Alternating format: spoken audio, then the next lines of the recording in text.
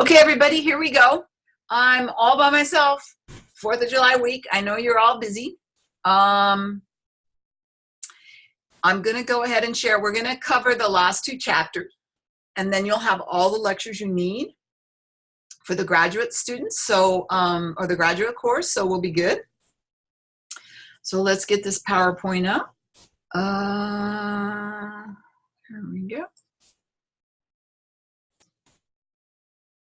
Okay, so let me blow this up. Okay, so we're really going to be covering chapters 11 and 12. That's our lecture for today. Then that's pretty well it, because both of these lectures were very small. So I put them together. The assignments are not that difficult, but I think the concepts we're covering are very interesting. So in chapter 11, what we're really talking about is how to deal with social justice. This is very important to some people. I notice for young people, it seems to be very important. I think young people very much support minimum wage, support paying everybody something, all these sorts of things. And I think what they're really getting at is these people that are low income.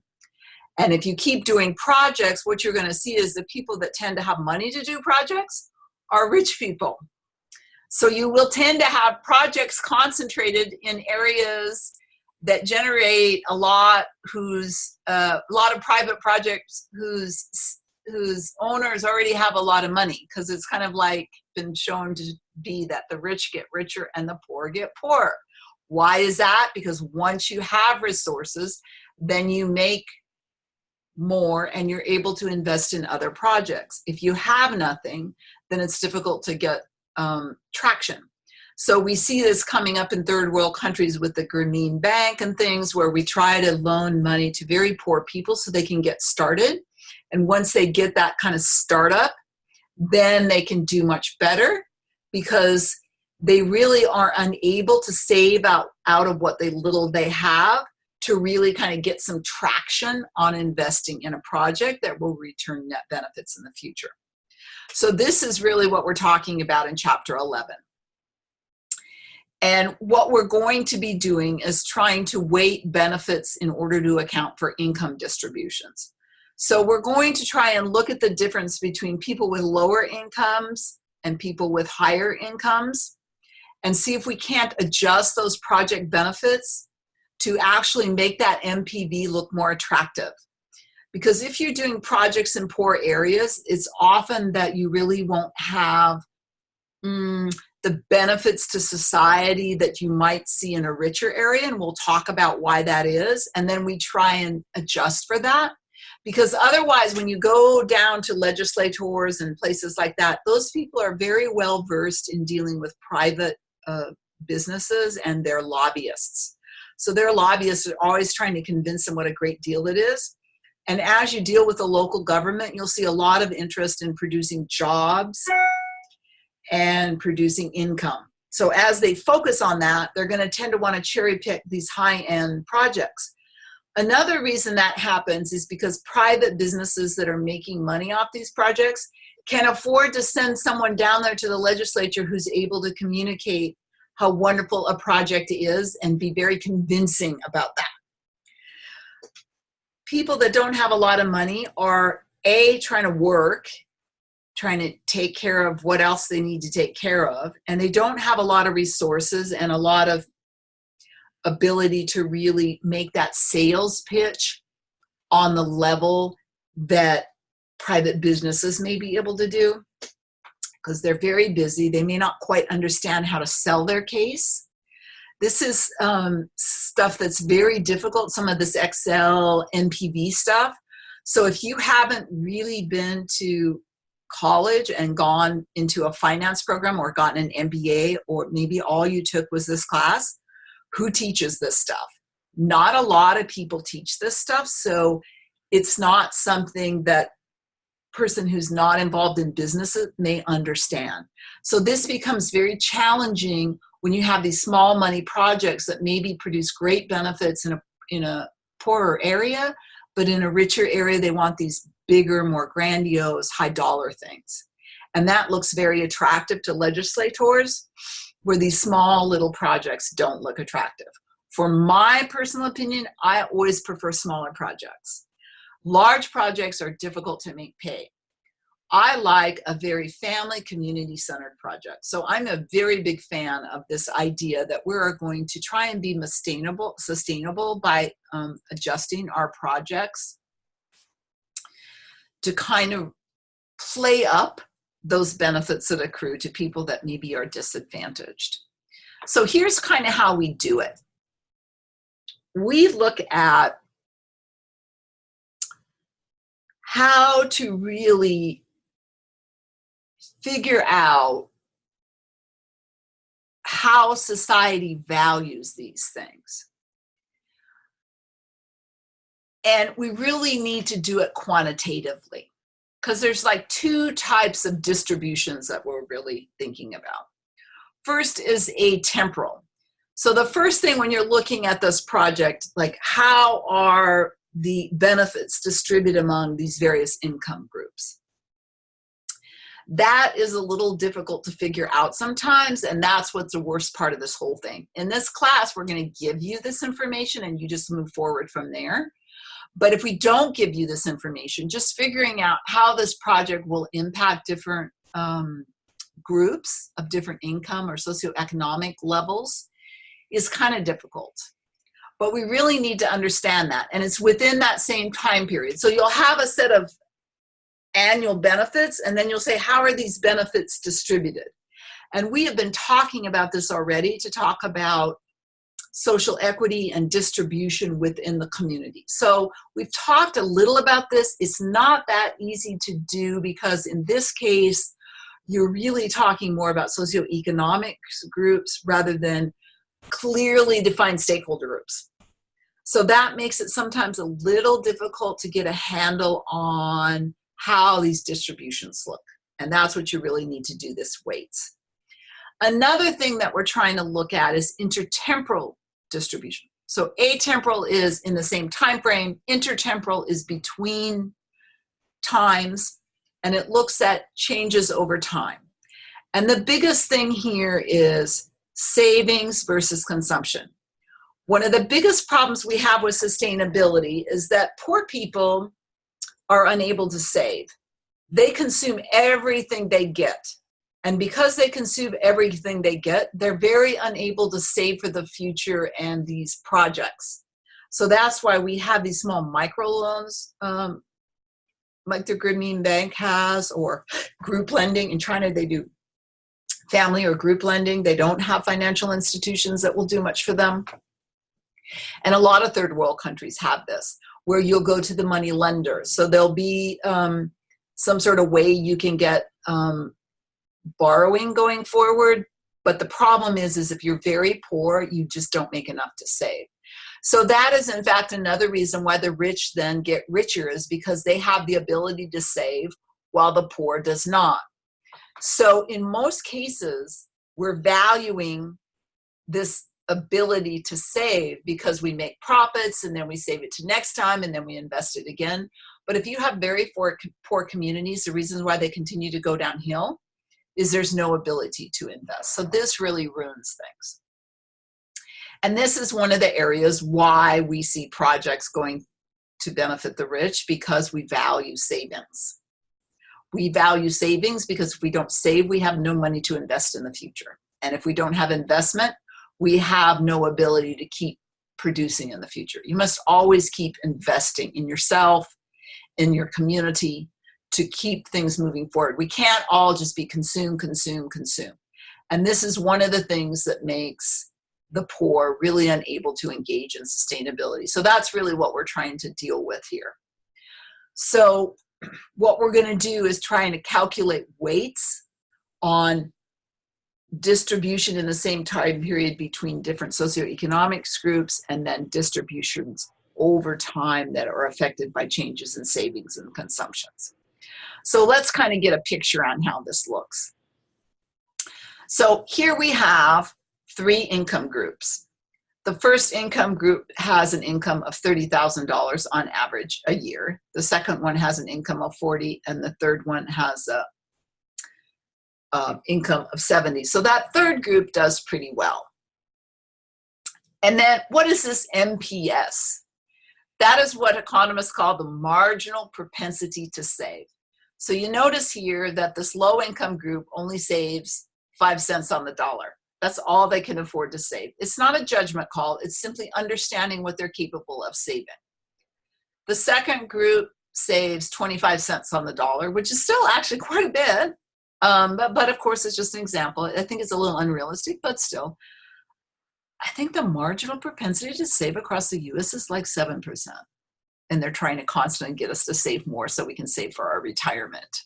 So this is why we have IRAs and stuff that don't have taxable rates. When you save in there, you can save tax-free. All earnings are tax-free. That's why we do this, to increase savings, increase the marginal propensity to save.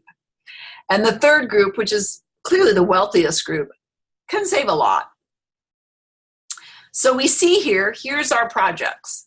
Project A's net benefits and Project B's net benefits. And you can clearly see that the middle and high income group prefers Project B, but the low income group prefers Project A. So that's really the issue. That's really the issue. How do you deal with the fact that the lower income group, everybody below the mean, because they say the mean income is 35,000, so the average income is 35. So for those people that make below the mean average income, we need to be concerned about them. The people that make more than the average income, you see they're totally able to save. They're only going to lose 10 bucks if we go with Project A, if they're really rich. The other group loses 15. Can they afford to lose it? I'm kind of thinking. But we can't just fly by the seat of our pants. We have to kind of have a strategy. So if you have an increase in income of 2, the elasticity of mean income with respect to a mean income is 2. And the premium on savings relative to consumption is 20%. What does that mean? So the premium on savings relative to consumption is our society, I said, values savings. Everybody's desperate to get us to save. This is why we keep having these, save, save, save. We're constantly being barraged because we're spenders. We want to keep spending. We need to save so that we have money put aside to support us when we get old, to pay for college. This is why we have a college loan problem, because nobody saved. I think I'm one of the few mothers that gets a thank you card on Mother's Day from my children because they have no student loans. They never had student loans. I saved like crazy from the minute they were thought in my brain until it was time for college. So they never had to borrow money, and I never had to borrow money on their behalf. Same with retirement. Save, save, save. It wasn't much fun when we were doing it, but there's clearly a premium for me on savings relative to consumption. So this is a societal measure, and we're going to have to decide what that is. But let me warn you that it does skew things towards people that are more able to save, and that would be people with higher incomes. And then the elasticity of mean income with respect to an increase in income is 2. Percentage change in quantity over percentage change in price. In this case, it would be a percentage change in what you're buying for a given percentage change in income. So if you get more income, how does your spending go? So that's what we're really doing. So let's look at how this is done. So unweighted benefits, if we add them up, Project A gives a total of 125 and Project B gives a total of 140. So of course, if we look at this, as I've said, Project B would be picked by most people, and it's really discriminatory against that lowest socioeconomic group. Okay? So if you're going to do that, that is going to result in a skewed bias towards people with higher socioeconomic status. So in order to solve that, let's kind of get some weights. So remember, now again, we're going to put this in formulas, and the formula is on page 248. And we're going to follow it. So Y star was that kind of average income. And we got that. That was 35,000, right? And then YI is really the income of that particular group. So for this group, it's 30, this group, it's 40, and this group is 70. So that's really that mean income of people in that group. So we've developed some groups and we've come up with a mean for that group, and then we've got an average across the whole population. So that's where we're getting these. So for the first one, for WRG1, then that formula, you put in the 35,000 divided by 30. And then you're going to, N is the elasticity of margin utility with respect to income. What does that actually mean? Oh, it's not a percentage change in quantity. It's a percentage change in utility with respect to an increase in income. What the heck does that mean? So as you make more money, this is how much better off you are. Every dollar more that you make is actually how much utility or how much well-being you get from that extra increase. So if you notice here, 35 divided by 30. So this one is greater than 1. And you're squaring it because you get really twice as much utility from that extra dollar, right? Because you're at making 30,000 a year, you get an extra dollar. You get a lot of utility from each additional dollar. Is it just me that loves raises? Doesn't everybody love raises? Even if it's not that money, something about getting a raise, you're always, oh, wow. I don't know, we just love it. So that's really what we're talking about, is getting a raise, getting something extra. So for this group, it's 35 divided by 30 squared. So that actually comes out to be 136. For this group, okay, it's 35, which is the mean income across everybody, and their mean for their group was 40. And again, it's squared.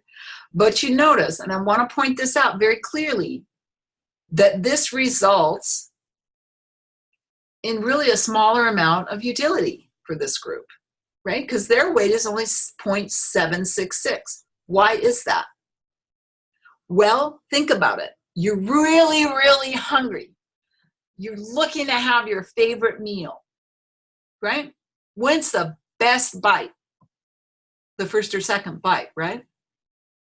By the time you get to the 10th bite, it's not so good. But when you're really hungry, those first 1 to 2 bites really taste good. So you get the biggest boost in utility when you're at your lowest level of consumption. So the group that gets the biggest boost is this poorest group. Because if we give them an extra dollar, they really get a big boost in well-being. Because when you have nothing and you get something, it's much, much more fun than if you have a lot and you get a tiny bit more.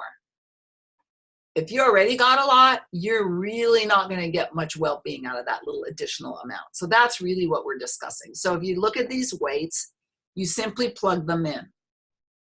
So the weight is the same whether it's project A or project B for each group. So you notice it's the 0.136, and then you multiply it by the benefits. This is just for the weights. Then once we get the weights, we multiply that benefit by its weight. You add them across, and lo and behold, we have made A look more attractive relative to B, but we still see that B comes out higher because that's how it worked out. But you notice we did get them closer together. Another thing you can do is really check the elasticity of margin utility with respect to increase in income. It may change. It may actually be a little bit different. It may not be the same across all 3 groups, as I just suggested. So the finer your measurements of your data that goes into this thing, the better it is coming out. But that's how we calculate the weights for atemporal weighting. All we're trying to do is actually figure out what the benefits to each group count for. And you notice what we're doing with this is giving more weights to the stuff that is benefits to lower socioeconomic classes. So that's how it works. And that's an atemporal weighting. And you can do it really based on a data set that you can get. You can always look at Giannini coefficients, which really talk about those income distributions. They actually do them for like a county or something, how are incomes distributed in this county, so that we can understand with a cumulative frequency distribution who is where. So we're clear on if the bulk of our population is very poor, then we know how to make our groups. And we can come up with those average incomes between groups and among groups, across the whole population and among the different groups. And if you have a very, very poor population, you will want to be looking at the weight that's placed on that. So now let's do some intertemporal. The difference between these two is you need to separate savings from consumption, right? Because savings is valued differently from consumption, and savings is something that contributes to the next time period and consumption does not. Once you consume it, it's gone, bye, see ya. If you save, then you have it for next time. So you have to separate the benefits from each project into savings, right here, RG1S, and consumption. So you notice again that poor people are going to consume everything.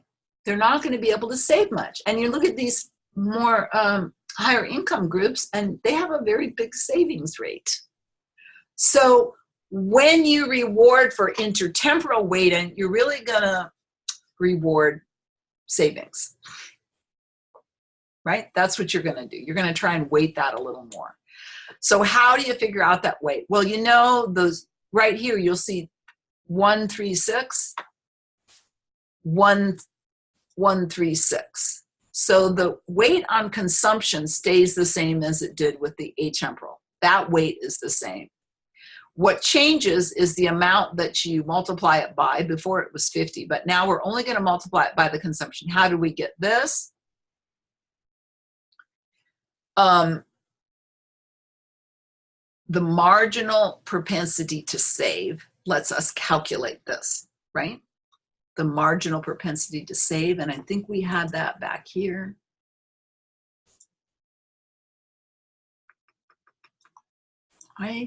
Somewhere we got a marginal propensity to save for these groups, somewhere in the problem, and we made these divisions, and then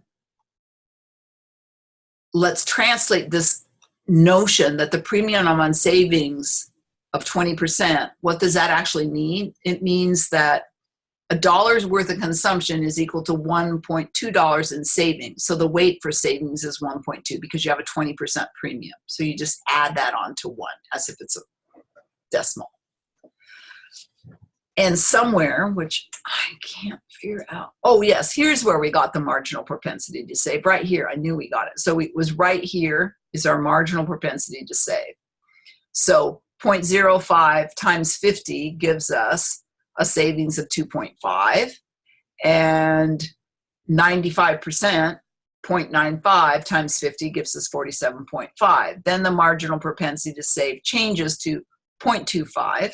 So that benefit is multiplied by that marginal propensity to save, and 1 minus that marginal propensity to save times the benefit, or times the amount of consumption. So that's how we get these numbers here from the original benefit table, which looks like this. We want to go from here to here, break it down to savings and consumption, saving, consumption, saving, consumption. Then we multiply by our weights. The atemporal weight is used for consumption, and the premium on savings plus 1 is the weight on savings. And then you do all this multiplication, you add it all up. And sure enough, still A is not as good, but it's better. It's getting closer, right? And why is it getting closer?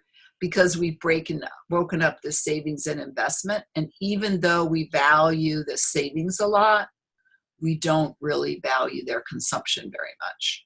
So as you move through these things, what the goal is, frankly, is to figure out how to make these projects that really benefit disadvantaged people look better by looking at some of this data. And economists have all this. We talk about the marginal propensity to save. We estimate it. You have Giannini coefficients, which talk about these distributions of income and where they fall.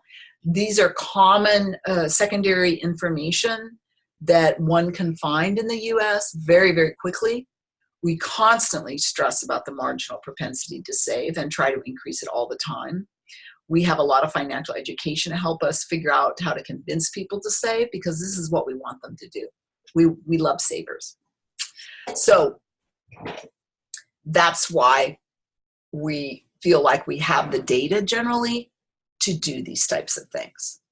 So that would really be the essence of chapter 11. Pretty easy. It was like 5 slides.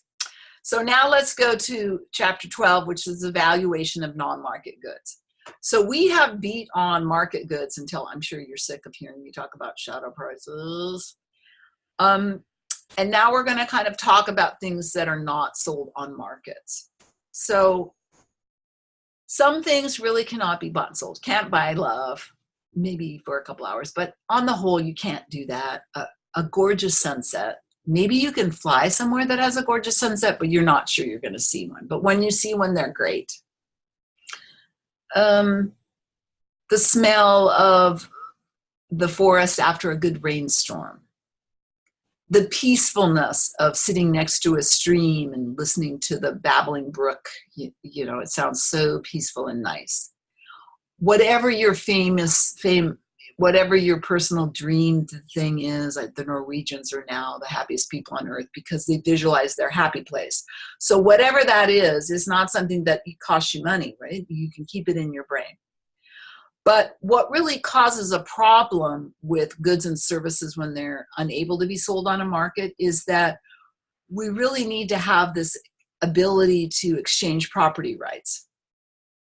Sometimes you can't really exchange things because I can't really, like fresh air. How do I control access to fresh air? How do I control a pretty view? If I'm walking by, I see it, how can I force me to buy it? You really can't. So that's really a problem. So we have a bunch of things that cannot be market efficiently. Non-rival goods. Sometimes if you can look at a sunset and he can look at a sunset and she can look at a sunset, then we can all consume this sunset, but we can't really charge for it because we can't exclude you. If I'm standing there and you're standing there, how do I get you out of the picture? So in markets, you have to be able to buy and sell property rights. So if you buy this from me, only you and you exclusively can use it. You cannot do that with all things. Roads, for example. Can you really let everybody in the state use a road and then start excluding people? You'd have to do toll roads everywhere, which are very messy and very difficult to deal with because people in rural areas would not be able to get anywhere if you had toll roads because there wouldn't be enough people to support the road. So again, anytime, so one thing now is excludability, allows the owner to prevent people from using it without paying. Positive and negative externalities are often not non-excludable. You can't police people to make sure that they don't pollute your air. If you could, then you could buy and sell that service in a market. But because you can't, it's an externality and excludability is really not possible. Then we have non-rival goods, which means we can consume it together. Non-consumptive uses, like we can all hike the same trail. This is a problem because it's very hard to buy and sell access to that trail because of that. So generally, anything that's non-excludable and non-rival is provided by the government. So anytime you have a situation where stuff will not be provided by a market and it's provided by the government, then we need that kind of social BCA. And when we need a social BCA, or what we call kind of a referent group BCA in our class, It's not necessarily a public, but it's usually a reference group. How much is this worth to the community? Valuing goods sometimes becomes difficult. How do you value the safety of our grandmothers? How do you value the safety of our children? How do you value a good education? Very difficult to do. That's why we don't put more money in our schools. How do we really evaluate this? What does a good education look like? I think it's different for different people. It's different for different economies, because different economies need different knowledge and skills and abilities. So anytime you're dealing with a public project, we have problems valuing stuff, because you're investing in things that are probably non-rival goods and services or non-excludable goods and services. So that's really a problem. So pure public goods and services. Non-rivalry in consumption implies opportunity cost of consumption is equal to 0. So we're all going to consume until it's used up. We're getting the tragedy of the commons. We're all just going to go use it all until it's used up, because we're not going to see that as I use more, it reduces what's there for you, because I'm not seeing that me using it is excluding you. So we're going to keep on until nobody gets any value out of it. Crowded beach, sound familiar? It's great when nobody's there, but then we keep showing up until we ruin it for everybody. But we can't really say that, oh, because I'm using the beach, you can't. We just keep crowding on the beach. So this is a non-rivalry in consumption where you'll just keep on until it's used up. Non-excludability by producers means that they won't produce because everybody will just come in and take it. We won't be able to buy and sell it. If I produce a pretty view, then you're going to come by and access it. So I'm not going to produce it because I can't charge you and them and her and him for enjoying it. And then there's not excludability by consumers, which implies that they can't choose whether or not to consume the good. Do vaccines ring a bell? We want everybody to get vaccinated, and some people are now insisting not to.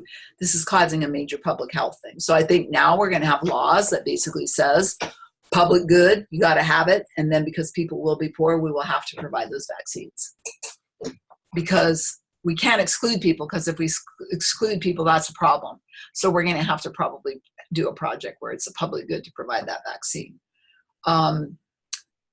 Car inspections. Why do we do car inspections? To have safer cars on the road. And we don't want people to pick and choose if they want to get inspected. We make everybody get inspected. So we actually charge a set fee. It's a controlled fee. I'm sure it would be different and probably more between operators if we wasn't controlled by the government. But because we've got a non-excludability problem, we really need to get everybody to be included so nobody is excluded. Then we've got a plan for that.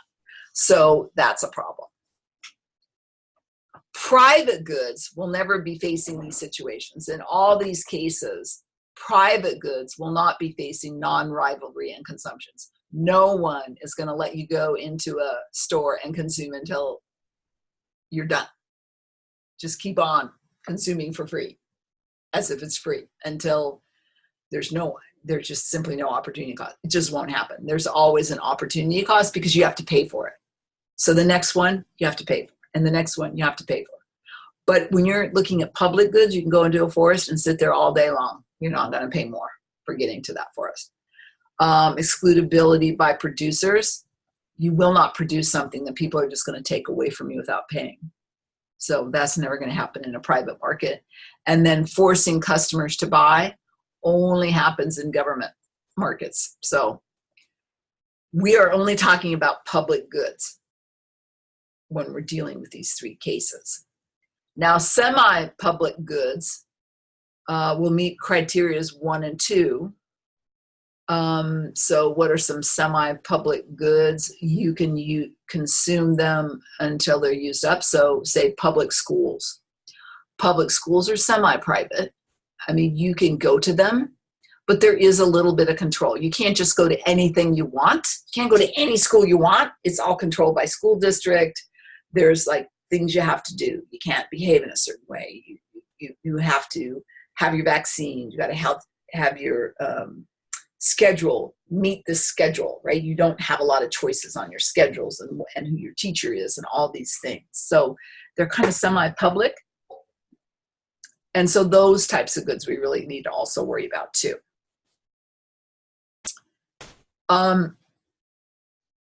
Basically what we're doing is trying to figure out the true market value of things. So we're trying to really internalize it into a market, sort of a demand curve that's reflecting what society sees as the benefit of the production of this thing.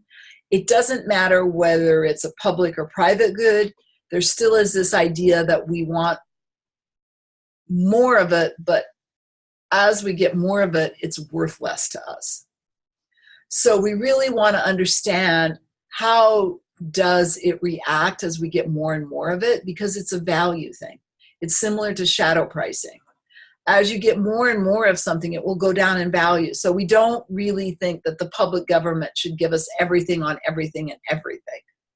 We're really saying that there's some kind of optimal mix that really gives us some of it, but not so much of it that we don't value it. When we see things that people are not valuing, then we should stop producing them. So we don't want to produce parks until no one uses them. We don't want to produce roads until no one is using them. You know, I often wonder about H3. We got 3 roads kind of doing the same thing. I'm thinking, couldn't you have moved H3 further up so it did something where others did not? Because I'm not so sure we need 3 roads, kind of poly-leaky H3. They're like right together.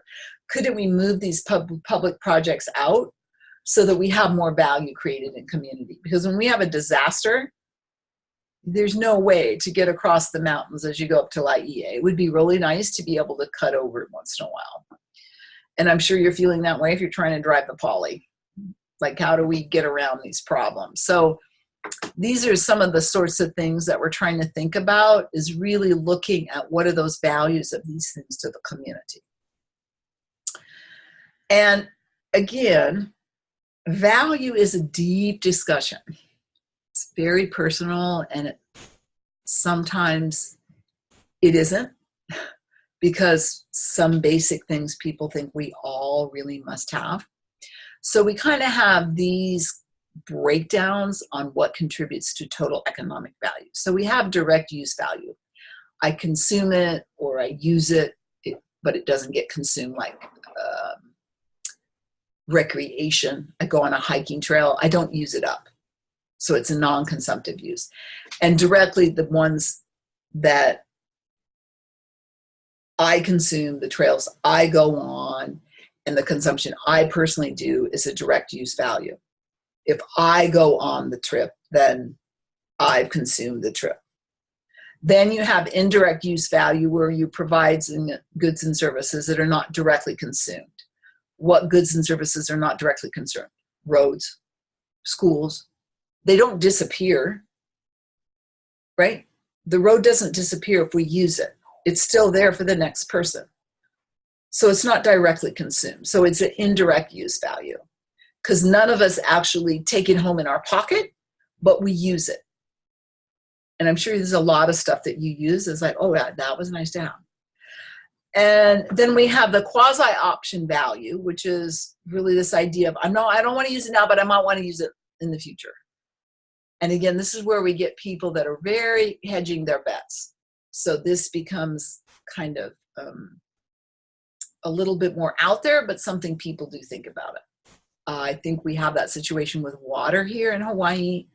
The plantations kind of redirected the water, and now there's communities who, even though there's not a lot of farming, want to be able to get it back. They don't necessarily need it now, but it's just they want to have that option to get it when they need it. Should agriculture take off, and we don't have 85% of our agriculture land not being farmed, then maybe we will need that water. So we want to keep that option open. It's kind of a keeping your option open deal. Then we have existence value. Just knowing it exists makes me feel good. Just knowing those pandas are alive. Oh, I feel so good about that. Just knowing those polar bears are still walking. And those little seals and the otters and all this stuff, I just feel really good about it. Or knowing that a forest is still there, even though I may not be in the middle of it, just knowing it's there. So that's something that we think has value. I'm not sure how much, but it is discussed in the literature. And then there's the bequest value.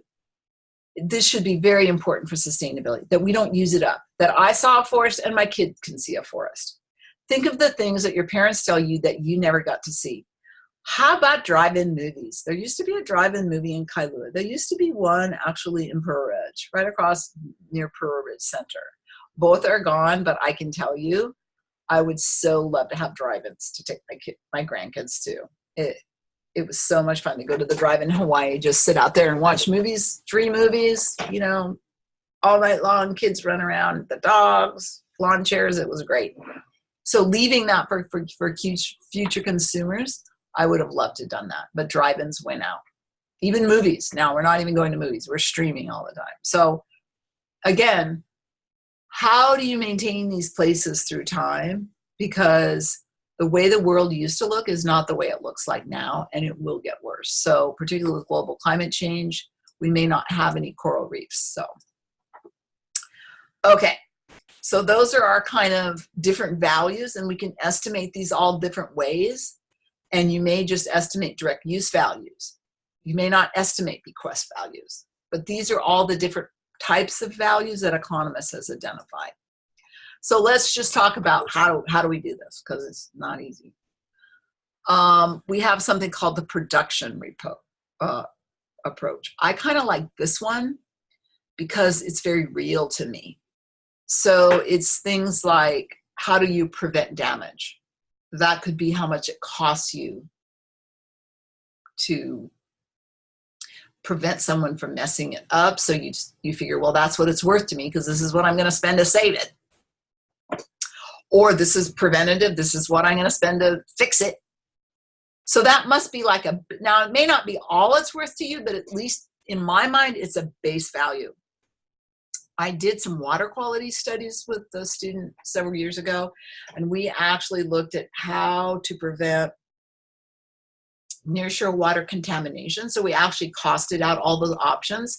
So that was really the value we used to ask consumers if they really thought that was worth it. And we went off this approach because I think at least it's the minimum level that thing would have to be valued at by the community before we would actually be able to have a discussion with them. Should we spend that to save it? Is it worth it to save it? This is how much it's going to cost us. It's true that it may be worth even more to that to one or more people, but at least we have like this minimum thing we're going to have to spend to save it, or minimum thing we're going to have to do to prevent damage. So you're really, and then this last one is something that normally economists don't use, the dose response measure value. So you're actually looking at the production of a good for direct use, and how much actually does that contribute to the value of that good in the marketplace. So if that contributes 10% of the selling price, then we're going to allocate 10% of the selling price as the value to this particular resource. It makes a lot of sense. And I like it because it's easier. And I think to me, it at least produces a minimum value, which people are able to talk about. Some of these other values are a little bit different. So then the next approach is to look at the consumer side, not really the production side. And we have what we call revealed preference. So we have this idea that I determine value based on how you act. If I put something out there for you to use and you won't even cross the street to pay attention to it, then I guess it's not very valuable because you wouldn't even cross the street. Kind of voting with your feet on that one. So the very common method is the travel cost method. And for example, it's on page 277. So if you have a linear demand curve, like you have 2 people, then the surplus for each one times the number of visits, right? So what's the surplus? That's the area under the demand curve. So what is that really worth? Well, they're willing to pay this much, and then we have that consumer surplus under the demand curve. That's how much extra value they're getting from it. So that's a lot of value. We've talked about consumer surplus before. That's what the travel cost method is measuring. This is how much I spent to get there, right? So this is how much my cost per visit was, and I had 5 visits. So how much more consumer surplus is there that I didn't really have to pay? So we have an example on page 277. Then we have the random utility method, and where you're actually estimating a demand curve for a recreational site. Very complex and difficult to do. And then we have one of my favorite things, which is hedonic pricing. You're actually trying to get a price based on the function attributes. It's based in marketing literature. I use this one a lot. Actually, I have a article called, I call it A Room with a View, where we actually looked at the value of a garden view from a hotel room. So we actually looked at a bunch of hotel rooms and tried to get the value of square footage, the value in the bedroom, the value of more square footage in the bathroom. We know what an ocean view is because we get told that all the time when we book rooms. Ocean view is always more expensive. That's well figured out. But a garden view, maybe not so much. So, or even if you were thinking about a car, how much is an extra seat worth? How much is this worth? How much is that worth? You can actually figure that out if you look at big enough sets of data of different combinations with different prices. For example, when I want to value having water on your property, I can look at different real estate sales. Some of them will have water and some of them will not. And if I can get a big enough database, I can actually demonstrate what the value of having clean water on the property is worth. So this is kind of interesting, and I've used this model a lot. The last kind of area is called stated preference. So contingent valuation, you just say, how much would you pay for this? How much is this worth to you? Nice, but they never pay it. So it's difficult. And you'll come up with these huge, the non-market valuations that use stated preferences come up with huge values that community says stuff is worth, but then they never have to pay it. So this is my problem with this method. I don't mind doing it, but my problem is that on any given day, they'll change their minds. No one's actually going to pay it. So it's a bit of an overinflated number. This is why I like to go with the cost or the production approach, because I think it's a little bit more accurate. At least then we know it's worth at least that much. If we're willing to pay this much to fix it, then at least we know the minimum bottom line for us. But when we go with stated preferences, you come up with these huge numbers, and legislators tend to find them very funky. So I'm not a fan of taking this to people outside of economists, because a lot of people don't really appreciate it. It's not replicatable.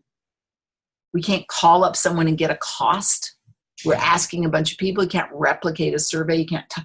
On any given day, I may change my mind. On Monday, something may be worth a lot. On Tuesday, maybe not so much.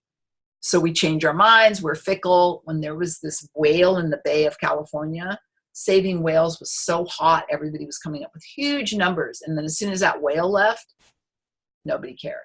So that's the problem with it's what I say. What's more important, what you say or what you do? I'm kind of the what you do girl. So this is not, I kind of stopped doing this kind of work. Don't really do it much anymore.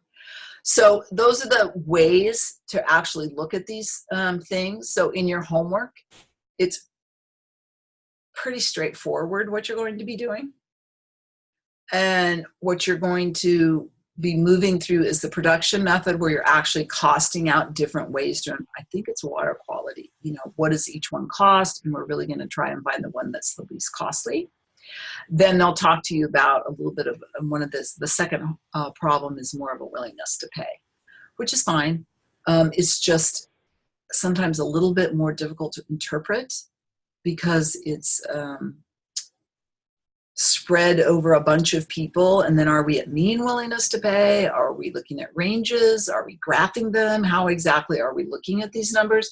So it's a little bit more tricky, but let me reassure you that you can do it. But remember, demand curve slope downward. So don't give me an upward sloping demand curve. Give me a downward sloping demand curve. The problem will give you all the data you need. All you've got to do is try and place it in context by relating it to demand curve. And then what does it actually mean?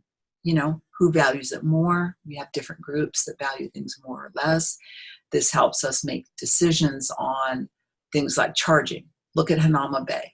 We charge residents for parking, but we charge visitors not only for parking, but also for entering. Why do we do that? Because visitors have a higher willingness to pay because they're only there on a vacation. They don't have time to come back another day. Residents are not as interested in paying because they feel the state should provide them these things for free because they're residents and they pay tax dollars. So this is why when we did Hanama Bay, they only charge everybody for parking, but residents are not charged an entry fee because residents feel like their tax dollars support this thing, so they don't want to pay. So there's ways that you can get stated preferences across groups to identify the groups that value it more. And then basically you try to target those consumers with either some sort of charge or some sort of program where they're willing to pay a little bit more because they value it more. If you're not willing to pay, if you don't value it, then that's good to know, because in a public project, we want to know how value is dispersed across all of our stakeholders. It helps us target better, and it helps us figure out how to actually maximize the benefits that we receive from that resource. Because if you don't really value that resource, then we're probably not going to worry much about doing things that will increase your value, because you're just not liking it anyway. But maybe there's a group that really values it and would really value it even more if we did one or two things. So that might be something we would consider, because it really increases the social welfare, and the people that don't value it don't really care. So this is the type of stuff that we're trying to figure out. How should we spend our public dollars on what projects? So I think I'm alone now. So there we are. I'm going to stop share, and I'm going to stop recording and end the meeting. So that's all the lectures. I'll get them all on PowerPoint. Again, I'm going to be gone next week, but just get your stuff in. I can't grade because of this problem where I would have to do some sort of secondary authentication, they're calling it, and I can't get Google to load in China. On top of it, trying to get a phone call in China to confirm that yes, it's me is going to be difficult. So there we are. So you have all sorts of time next week to get caught up. Okay, end the meeting. Take care.